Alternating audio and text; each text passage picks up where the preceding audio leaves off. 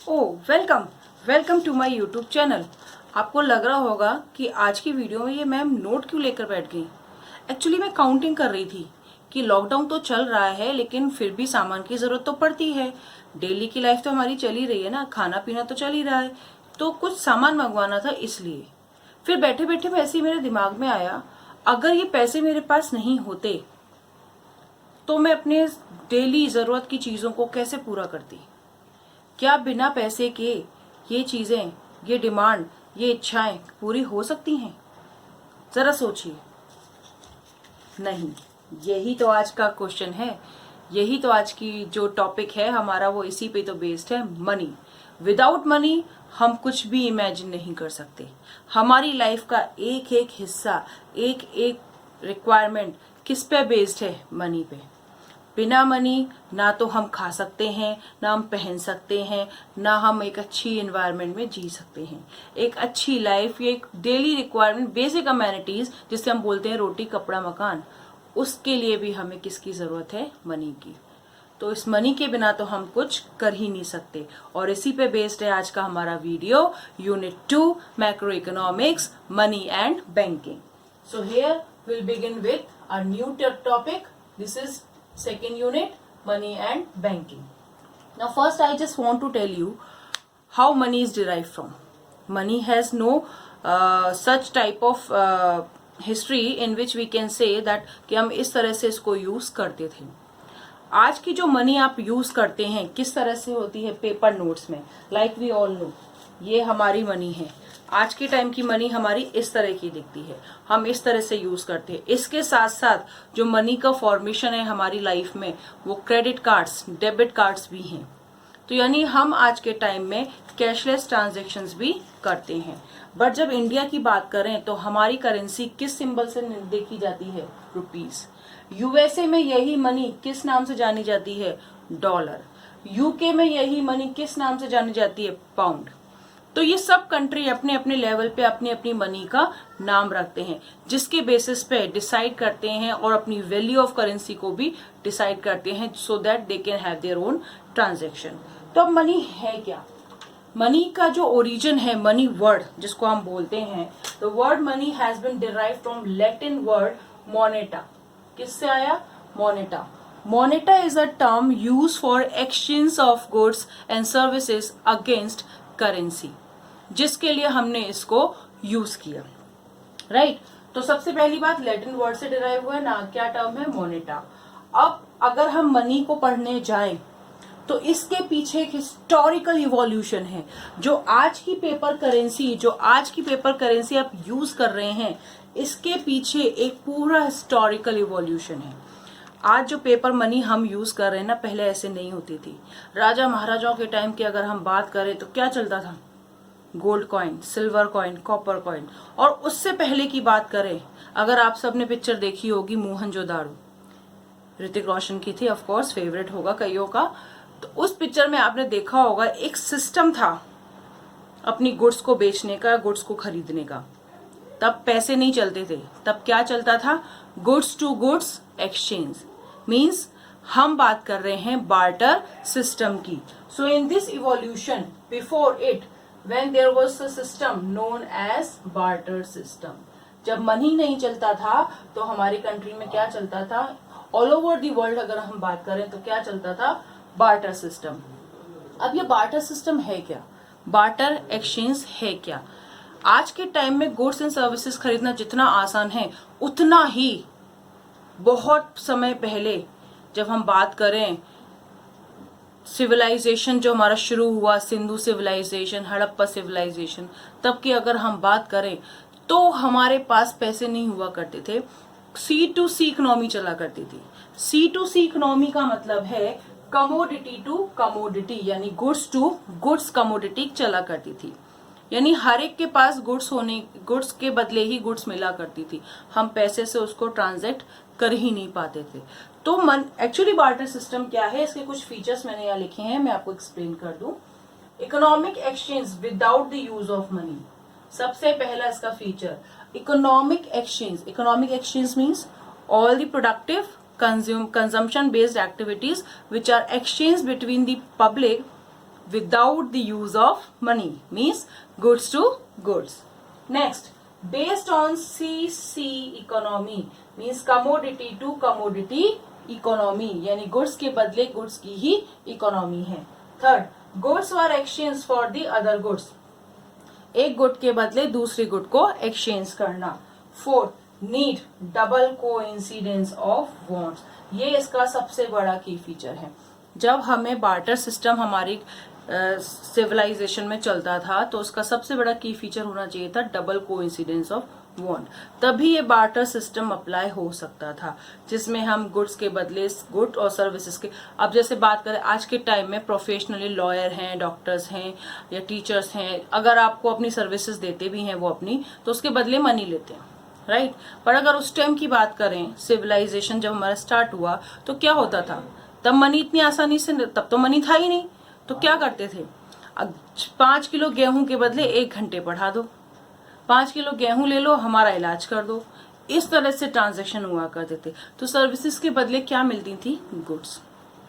तो गुड्स के बदले ही गुड्स का ट्रांजैक्शन होता था. अब इसको मैं बड़ा सिंपल वे में समझाती हूँ कि एक्चुअली ये ट्रांजैक्शन होता कैसे था. So here we start with an example to understand what is barter system. Barter system समझने के लिए हमें एक एग्जाम्पल को यहाँ पे सेट करना पड़ेगा, राइट. अब मार्केट में सपोज मैं बात कर रही हूँ, हम आ गए मार्केट में और बिना मनी के डीलिंग करनी है, यानी barter system goods to goods. यहाँ मार्केट में दो लोग आए एक दूसरे के साथ एक्सचेंज करने, ए पर्सन और बी पर्सन. ए के पास है क्लोथ्स और बी के पास है वीट्स, राइट. ए के पास क्या है, क्लोथ, बी के पास क्या है, वीट. अब बी को जो है क्या चाहिए, क्लोथ, ठीक है. तो बी को क्लोथ चाहिए जो ए के पास है, उसका काम बन गया. बट ए को क्या चाहिए, राइस, बी को चाहिए क्लोथ्स. तो आप बताइए क्या ये दोनों एक्सचेंज कर पाएंगे, ए और B? Is it possible for them? Because इसको तो राइस चाहिए जो इसके पास नहीं है, इसके पास तो वीट है, और इसको क्लोथ्स चाहिए जो इसके पास है. ए की डिमांड तो पूरी हो रही है पर ए की डिमांड पूरी नहीं हो रही है. बी को तो मिल जाएगा ए से, बट ए को बी से नहीं मिलेगा, यानी कि कोइंसिडेंस नहीं हुआ दोनों की वांट्स का, डबल कोइंसिडेंस नहीं हुआ. इसी टाइम पे देखा कि मार्केट में एक और बंदा बैठा है, सी. सी के पास भी क्लोथ्स है, क्या है, क्लोथ्स, और सी को क्या चाहिए, वीट, राइट. सी को क्या चाहिए, वीट. तो अब क्या बी ए के साथ ट्रांजेक्शन करेगा? नहीं, क्योंकि उसके ट्रांजेक्शन के लिए कौन मिल गया उसको, सी. और सी को जो चाहिए वीट वो किसके पास है, बी के पास. तो यानी कि बी को सी से क्लोथ्स मिल गए और सी को बी से वीट मिल गया. दोनों का एक्सचेंज पॉसिबल हो सका. तो इस तरह से exchange between two person has been done and this is called double coincidence of want. जो A के साथ पॉसिबल नहीं हुआ B के लिए, बट B का कोइंसिडेंस किसके साथ मैच कर गया, C के साथ. So this system is called double coincidence of wants through which they can exchange goods for goods. इस तरह से C की डिमांड भी पूरी और B की डिमांड भी पूरी. अब A को किसी और को ढूंढना पड़ेगा जो उसको राइस दे दे और जिसके बदले वो उसको क्लोथ्स ले सके. तो इस तरह से हम समझते हैं कि मार्केट में बार्टर सिस्टम कैसे वर्क करता है. बट जब हम बात करें बार्टर सिस्टम तो डेफिनेटली कुछ प्रॉब्लम्स भी होती हैं सिस्टम में. एक तो बार्टर सिस्टम प्योरली बेस्ड है डबल कोइंसिडेंस ऑफ वांट. जैसे हमने यहाँ देखा ए के साथ ट्रांजेक्शन नहीं हो पाया, रीजन वॉज डबल कोइंसिडेंस नहीं मैच किए. सी के साथ हो गया तो ए का ट्रांजेक्शन रहा नहीं, उसको एक्सचेंज में कुछ नहीं मिला. जब उसको एक्सचेंज में कुछ नहीं मिलेगा तो उसको उसके साथ ही रहना पड़ेगा जो उसके पास है, यानी प्रॉब्लम आई. तो सिर्फ एक यही इकलौती प्रॉब्लम नहीं है. बार्टर सिस्टम जब हमारी इकोनॉमी में चलता था तो बहुत सारी प्रॉब्लम होती थी जिसको मनी ने एकदम ही सॉल्व कर दिया. आज के टाइम में आप सोचिए जो मॉडर्न मनी है जिसको हम बात करते हैं पेपर नोट की, क्रेडिट कार्ड की, कितना इजी कर दिया हमारी हर इच्छा को पूरा करना. चाहे हम घर बैठे ऑनलाइन पेमेंट कर देते हैं, हम बाहर जाके कुछ भी खरीद सकते हैं, फ्यूचर के पेमेंट भी कर देते हैं, और चाहे तो पैसे को स्टोर करके भी रख सकते हैं, छुपा के रखते हैं ना घर में कई बार, और अपने पिगी बैंक में डालते हैं. तो इस तरह से हम पैसे को बचा के भी रख लेते हैं. तो ये कहीं ना कहीं बहुत ज्यादा यूटिलाइज्ड हो रहा है मनी, मॉडर्न मनी की बात करें. बट बार्टर सिस्टम में क्या ये सारी चीजें पॉसिबल थी? नहीं. तो ऐसी क्या प्रॉब्लम्स थी जिसकी वजह से बार्टर सिस्टम को हटाना पड़ा और मनी का इवोल्यूशन करना पड़ा? मनी एकदम से नहीं आई हमारी कंट्री में, ये ऑल ओवर दी वर्ल्ड. पहले बार्टर सिस्टम था, फिर कॉइन्स का सिस्टम शुरू हुआ, bronze coins, silver coins, golden coins. Gold coins राजा महाराजाओं के टाइम पे हमारे यहाँ बहुत चलते थे, बट बड़े प्रीशियस और एक्सपेंसिव होते थे, तो लॉन्ग टर्म में इसका यूटिलाइजेशन नहीं कर सकते थे, चोरी हो जाए या कुछ हो जाए बहुत प्रॉब्लम्स होती थी। फिर धीरे धीरे हमने पेपर नोट लेना शुरू किया। और पेपर नोट आप बिलीव नहीं करोगे, इंडिया में जब पहला पेपर नोट बना था वो इतना बड़ा होता था, उसका साइज से ट्रिपल टाइम लार्जर होता था जो आज की करेंसी हम यूज कर रहे हैं। तो इस तरह से पेपर नोट हमारे यहाँ इवोल्यूएट हुए और धीरे धीरे आप देख सकते हैं पहले 1000 का नोट हुआ करता था, अब हमारे पास 1000 का नोट नहीं है। डिमोनेटाइजेशन भी टाइम टू टाइम हो जाते हैं कभी कभी कंट्री में, जिसकी वजह से फॉर्मेशन ऑफ करेंसी भी बदल जाती है। बट जो आपको पता होगा पहले हमारी कंट्री में जो रुपीज का सिंबल भी चलता था ना, तो वो ये चलता था। पहले जो रुपीज का सिंबल होता था वो ये होता था। इस सिंबल को भी हटा करके नया रुपी सिंबल क्या लेकर आए हम, ये। तो ये सारी चीजें चेंज होती है, पर इससे मनी की वैल्यू सेम रहती है। सिंबल चेंज होने से मनी की वैल्यू पे कोई फर्क नहीं पड़ता ज्यादा, राइट। तो ये सारी चीजें क्या है, हमारे जो आज की डिमांड है वो सब किससे फुलफिल हो रही है, मनी से, और बहुत इजी तरीके से हो रही है।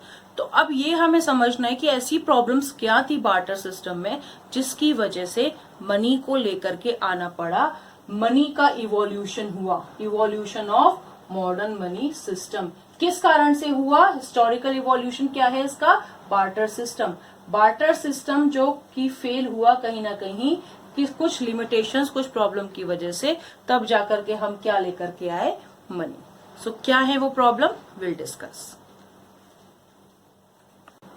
सो here we begin with some limitations of barter system.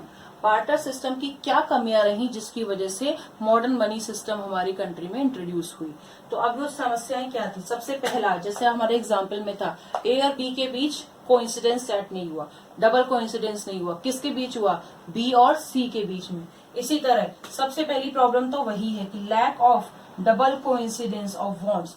जरूरी नहीं है हमेशा दो पर्सन जो आपस में ट्रांजेक्शन करने आए हैं दोनों एक दूसरे की जरूरतों को पूरा कर सकें, तो कहीं ना कहीं ये फेल हो जाता है। सपोज अगर सी नहीं होता बी के पास ऑप्शन में, तो ए और बी के बीच कोई ट्रांजेक्शन होता ही नहीं, वो दोनों अपने अपने एरिया में वापस वहीं के वहीं रह जाते, ना ए को बी से कुछ मिलता ना बी को ए से कुछ मिलता। सो इस तरह से ये प्रॉब्लम आती है जिसकी वजह से बार्टर सिस्टम ज्यादा नहीं चल पाया।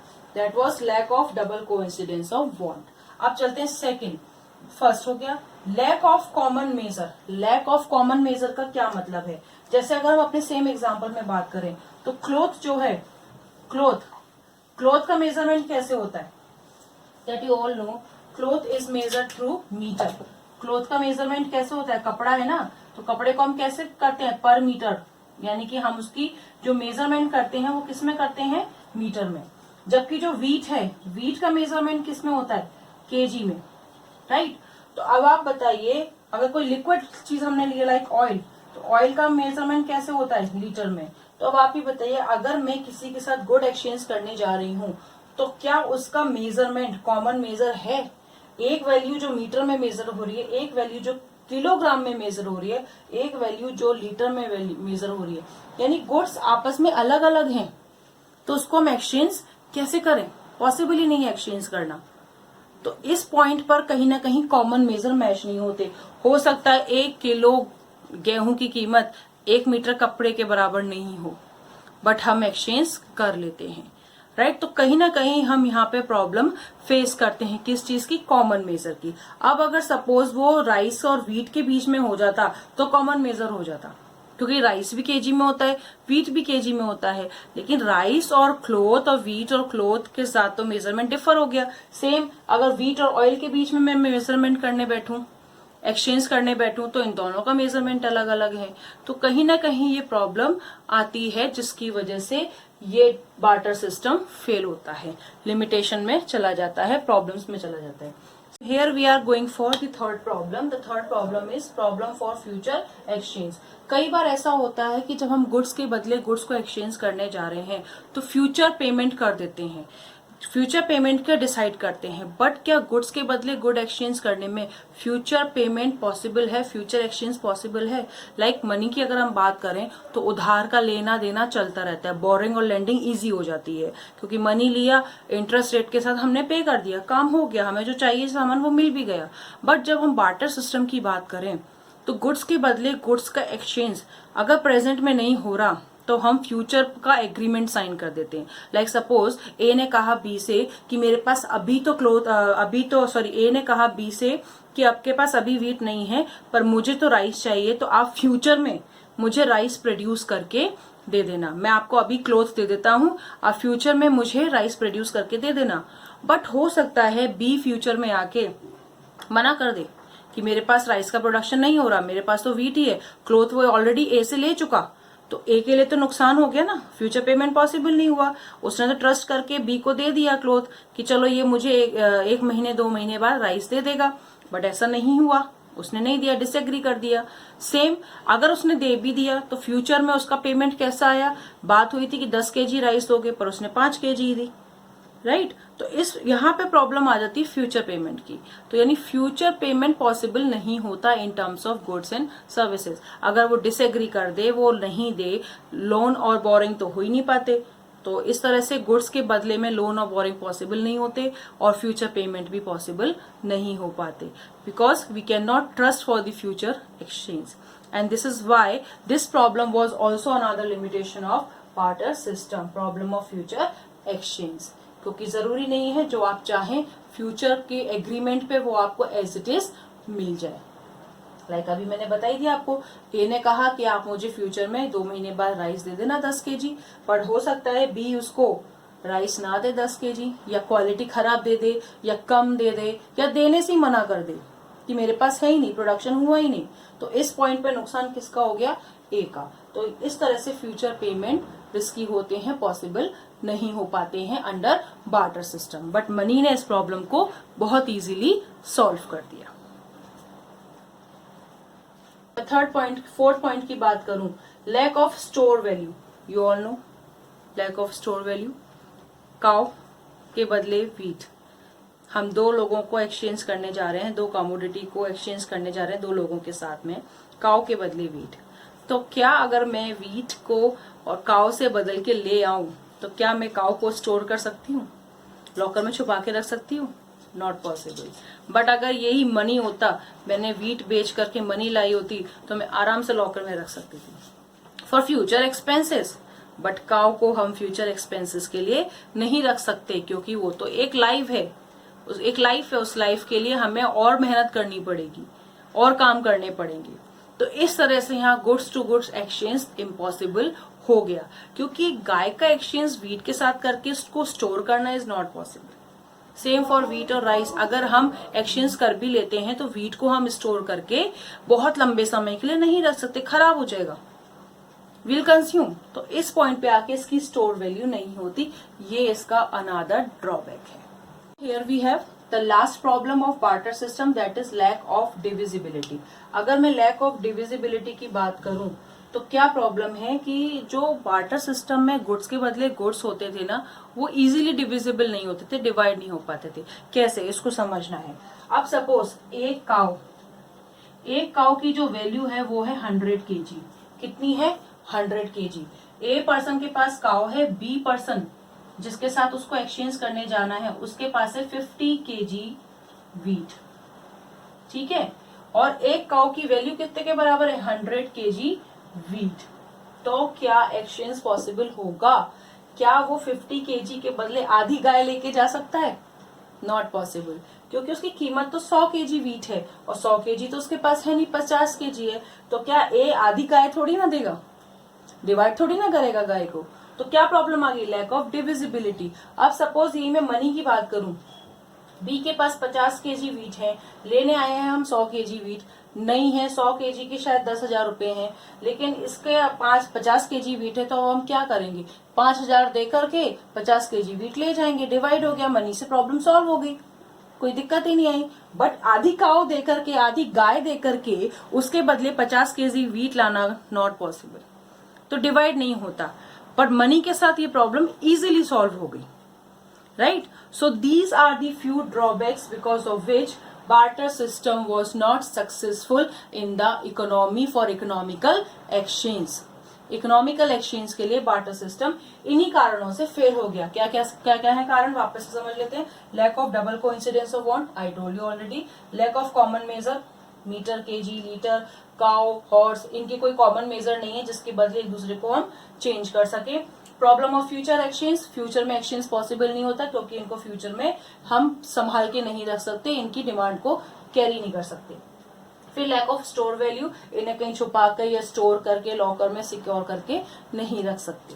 Last is lack of divisibility which I explain just now. So this is all about the limitation of barter system. I hope you are liking my video. So in today's video, that was the enough part. It was related to historical evolution of money, modern system of money. तो money modern system में क्यों adopt हुआ? Because of these problem which was running in barter system. इसको और समझने के लिए आप रेफरेंस बुक प्रेफर करिए, और अगर नहीं आ रहा है तो कमेंट बॉक्स में मुझे लिखिए ताकि मैं आपको इसको और एक्सप्लेन कर सकूं. So that's all for today. Stay home, stay safe. Bye bye.